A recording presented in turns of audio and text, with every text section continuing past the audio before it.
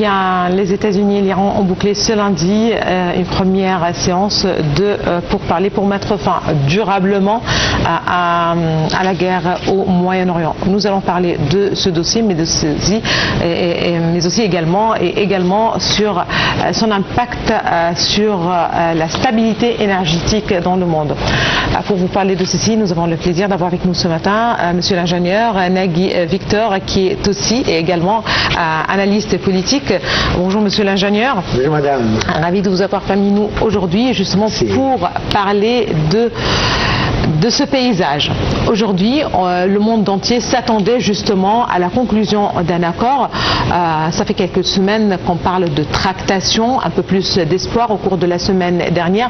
Aujourd'hui, les pourparlers se poursuivent justement ce lundi en Suisse, et on parle d'avancée et d'une feuille de route qui était déjà là, mais justement d'avancer pour la mise en place et de cette feuille de route. Écoutez madame, il y a tout un schwindlick dans cette affaire. Les États-Unis sont vachement serrés et gênés et lésés. Pourquoi? Parce que l'Iran a réussi à mener M. Trump par le nez, à faire durer l'affaire, sous prétexte d'étudier avant de répondre, sous prétexte de réfléchir. Et M. Trump est très pressé pour la signature de cette feuille de route, de ce mémorandum. La preuve, cette feuille devait être signée à Genève. D'accord. Le jeudi. Ceci étant, la feuille a été signée à Paris durant le forum du G7. Donc, il est vraiment pressé. Et le G7 était à Avion, pas à Paris? Répétez. Le G7 était à Évian ou à... Oui, à Évian, oui, absolument, en France. Oui. Et il y a des observateurs, je ne sais pas si c'est vrai, qui disent que M. Trump a subi des pressions de ses propres conseillers.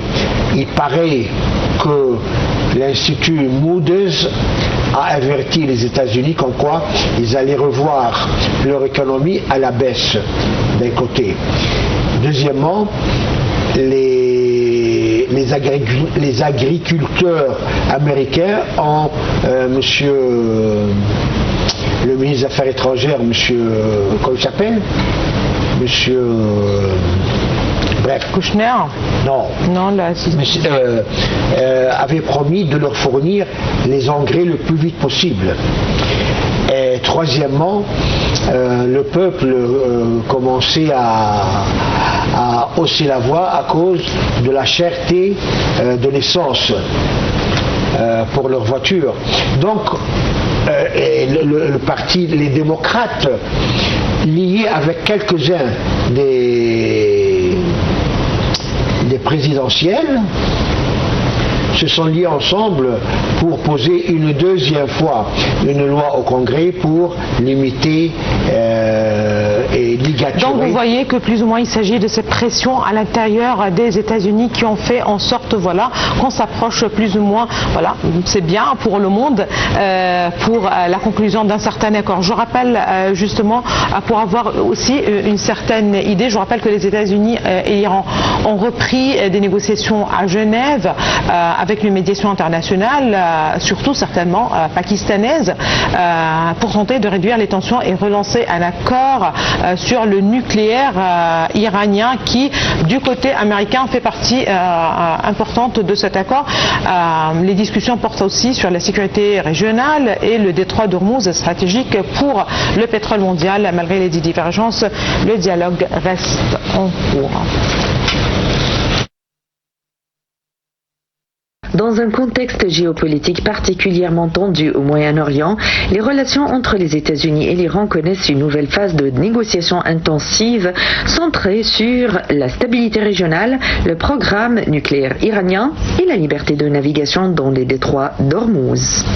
Les discussions entre Washington et Téhéran ont repris dans un cadre diplomatique soutenu par plusieurs médiateurs internationaux, notamment la Suisse, le Qatar et le Pakistan. Les deux parties cherchent à consolider un accord et à établir une feuille de route pour un accord plus global, incluant la levée progressive de certaines sanctions contre l'Iran et des engagements sur son programme nucléaire. Ces pourparlers interviennent après plusieurs mois de conflits, indirects et directs, ayant fortement déstabilisé la région, notamment autour des opérations militaires en Iran et des tensions en mer d'Arabie. Le détroit d'Ormuz reste au cœur des tensions internationales. L'Iran a annoncé à plusieurs reprises sa fermeture partielle ou totale du passage maritime et stratégique en réponse aux violations présumées de cessez-le-feu et aux actions militaires israéliennes et américaines dans la région. Cependant, les États-Unis affirment que le détroit demeure ouvert et que la navigation commerciale continue grâce à la surveillance active de la marine américaine. Cette situation créait une forte incertitude sur les marchés énergétiques mondiaux, étant donné que cette zone est essentielle au transport du pétrole du Golfe. Parallèlement, les négociations techniques et politiques se déroulent à Genève, en Suisse, avec la participation de hauts responsables américains et iraniens, ainsi que de médiateurs internationaux. Les discussions portent sur la stabilisation du cessez-le-feu régional, la question du programme nucléaire iranien, la sécurité maritime dans le Golfe et les conditions d'un éventuel accord durable incluant des garanties économiques et sécuritaires.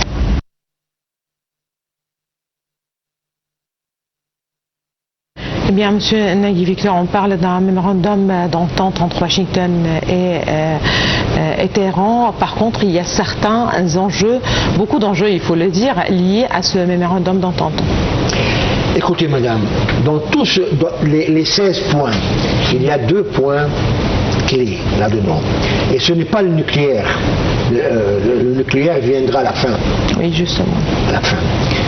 Les 2 points les plus importants, c'est le nucléaire qui était tout au début de la liste, maintenant ça arrive à la fin. Voilà. Le premier point, c'est l'ouverture du détroit d'Ormuz. Parce que le monde en a ras-le-bol et ne peut plus supporter cette bombe que possède l'Iran. L'Iran ne possède pas une bombe atomique, mais l'Iran possède une carte atomique, qui est la fermeture du détroit d'Ormuz. Et ça, c'est le point le plus important. Le deuxième point, aussi important, c'est l'arrêt de la guerre sur tous les fronts. Je répète, sur tous les fronts, y compris le front libanais. Et nous savons tous qu'Israël ne veut pas qu'il y ait un accord, n'importe quel accord, ne veut pas d'accord, parce qu'Israël considère qu'un accord, c'est signe de donner de l'oxygène à l'adversaire.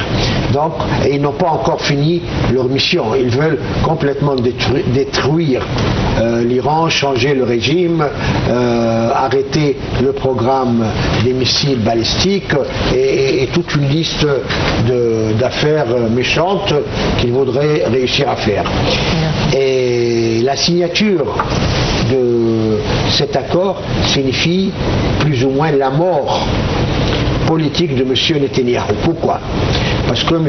Netanyahou, il est parti dans cette guerre en promettant son peuple: je vais changer le régime en Iran, je vais refaire un nouveau Moyen-Orient, je vais arriver à casser le programme nucléaire, on va arrêter et saboter le programme des missiles balistiques, on va couper les bras de l'Iran, Hamas, Hezbollah, tout ça, que l'Iran alimente.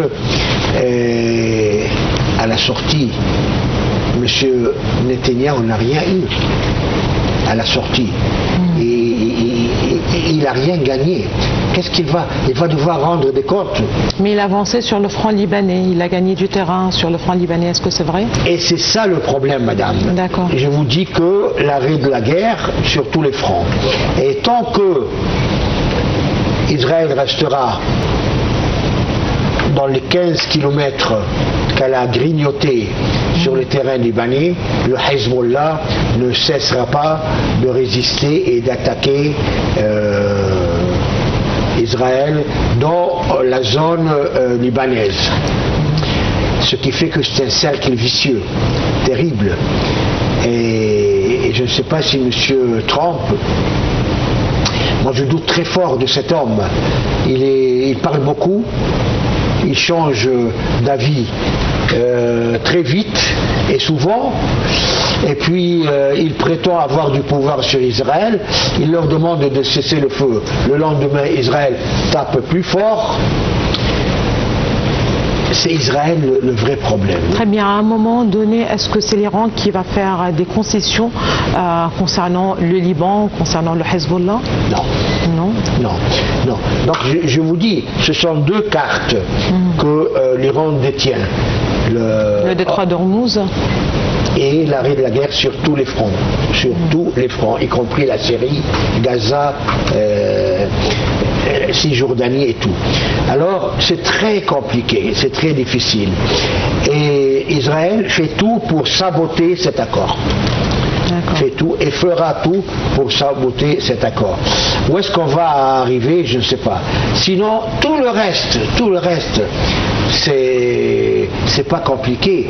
Même le nucléaire, puisque l'Iran a accepté que sans réserve les 440 kg d'uranium enrichi soient traités en Iran pour baisser le niveau de l'enrichissement et l'amener à 2,7%. Donc ce n'est pas le nucléaire qui est le problème, pas du tout. Israël devient folle parce que dans les 15 points, on ne parle pas des missiles balistiques, on ne parle pas de ce programme. Et M. Trump, il a dit, les voisins, ils ont les mêmes missiles, pourquoi pas l'Iran? Et ça les rend fous en Israël. D'un autre côté, on ne parle pas des bras de l'Iran dans la région. Ce n'est pas inclus dans les 15 points. Très bien. Il y a pire. On parle d'un fonds de presque 300 milliards de dollars pour la reconstruction,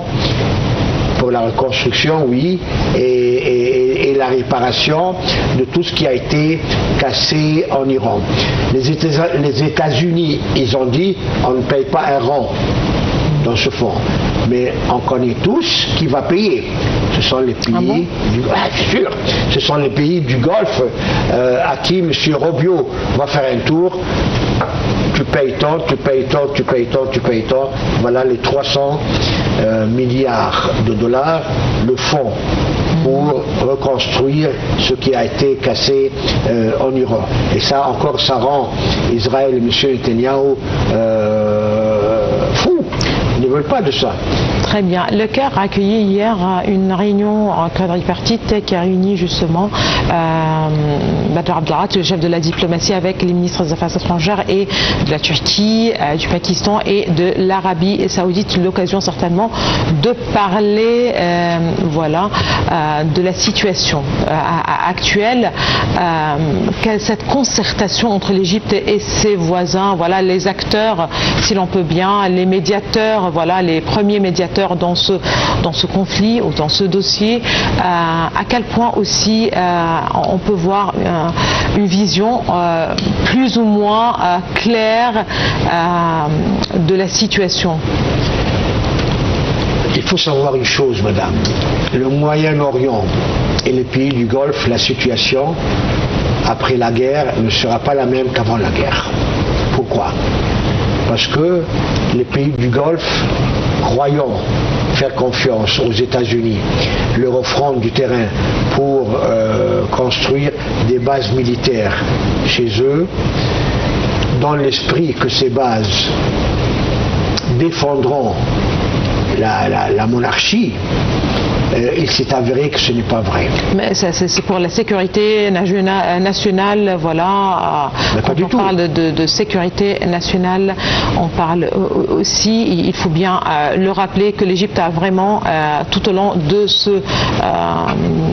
ces derniers mois, de ces mois de guerre, c'est l'Égypte qui a affiché son soutien, plein soutien aux pays du Golfe. Oui.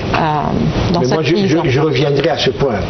Je continue ma phrase. Donc, il s'est avéré que l'Iran, les États-Unis tapent sur l'Iran, Israël tape sur l'Iran, mais l'Iran riposte sur les pays du Golfe. Oui, c'est vrai. J'ai mal, je veux faire mal à tout le monde. Je veux répartir la destruction partout. Mais les Américains n'ont pas défendu les pays du Golfe. Ils ont défendu un seul pays dans la région, qui est Israël.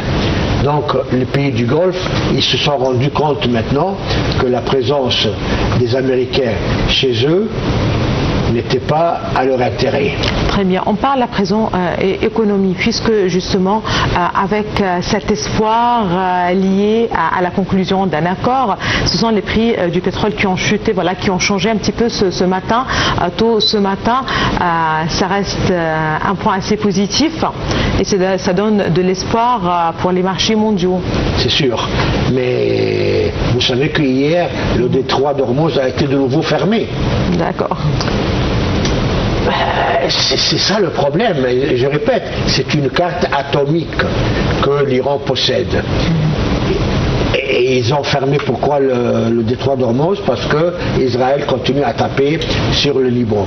Et dans les accords, arrêt de la guerre sur tous les fronts. Et ça, c'est une violation aux accords. Et ils mettent ça sur le dos des Américains, qui eux doivent maîtriser Israël. C'est un schwindling, je vous dis, madame. Mais vous avez raison, le pétrole a baissé, continuera à baisser, espérons qu'ils vont réussir à réouvrir.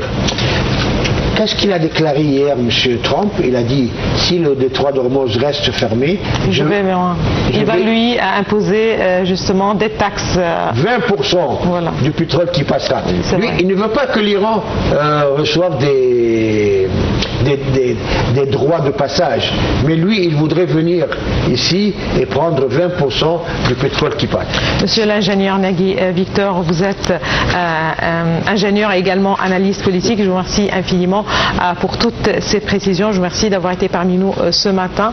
Madame, monsieur, je vous remercie aussi de nous avoir suivis. Excellente journée à toutes et à tous. Excellent suite de programme national international.